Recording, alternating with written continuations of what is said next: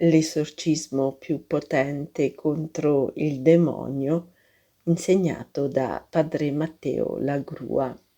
Padre Matteo Lagrua, per chi non lo conoscesse, è stato un grandissimo sacerdote carismatico, esorcista, che ha operato a Palermo, è nato nel 1914, ci ha lasciato purtroppo nel 2012 all'età di 97 anni. È stato uno dei maggiori esponenti del gruppo carismatico del Rinnovamento dello Spirito Santo e ha creato il centro Gesù Liberatore presso la città di Palermo, in cui egli ha operato per buona parte della sua vita. Padre Matteo Lagrua era noto per i suoi grandissimi carismi, per dei doni eccezionali e delle grazie eccezionali che ebbe dal cielo e fenomeni straordinari che si verificavano durante la sua messa. Ad esempio, durante una celebrazione eucaristica da lui presieduta, al momento della consacrazione si udì nitidissimo un canto soave con voci che toccavano delle note altissime che l'essere umano assolutamente non può raggiungere, ed erano queste delle voci angeliche.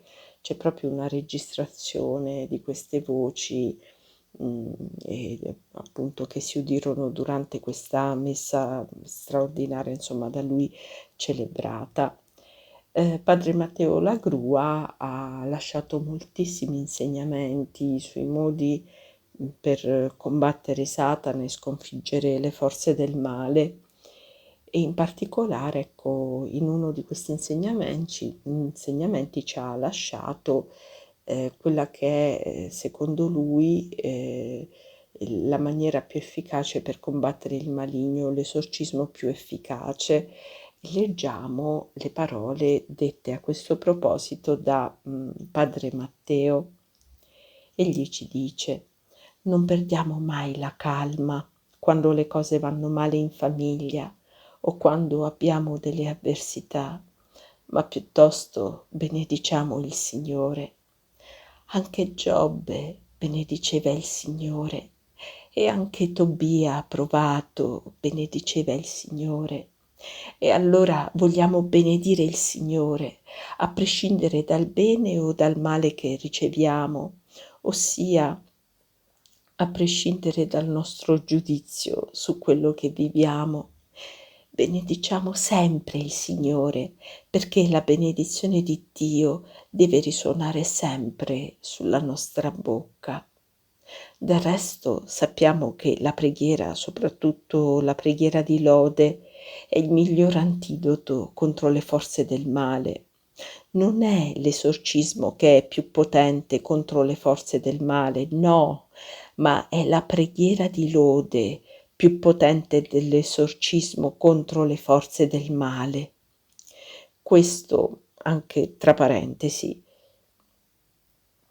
Quando vedete il male, sappiate che non c'è modo migliore per cacciare Satana quanto quello di piegare le ginocchia e lodare Dio, benedire Dio, e allora Satana se ne va.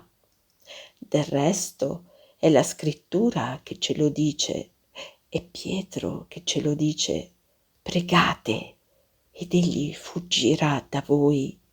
Pregate. Per cui la preghiera di lode mette in fuga tutte le forze del male. La preghiera di lode serve per lodare Dio nel bene, per lodare Dio nel male, per cacciare i diavoli quando ci tentano, per sconfiggere i nostri nemici. Gerico cadde proprio con la preghiera, col canto di coloro che avevano fede nell'operato e nella potenza del Signore, e Giosafat riportò vittoria con la preghiera e con il canto. Il canto di lode guarisce anche dalle malattie con la forza di guarigione, per cui non si sbaglia mai lodando Dio. Più le cose dovessero andar male, più dovremmo benedire Dio e le cose si aggiusteranno, le cose si riequilibreranno, perché nella preghiera di lode i cieli si aprono, il Signore scende, gli angeli vengono e dove c'è il Signore che viene, gli angeli che lodano con noi, tutto è equilibrio, tutto è pace e non ci può essere presenza delle forze del male. Vogliamo lodare Dio, benedire Dio e non guardiamo mai a noi una volta che siamo in preghiera. Non guardiamo ai nostri mali, non lamentiamoci di noi e neanche guardiamo ai nostri peccati.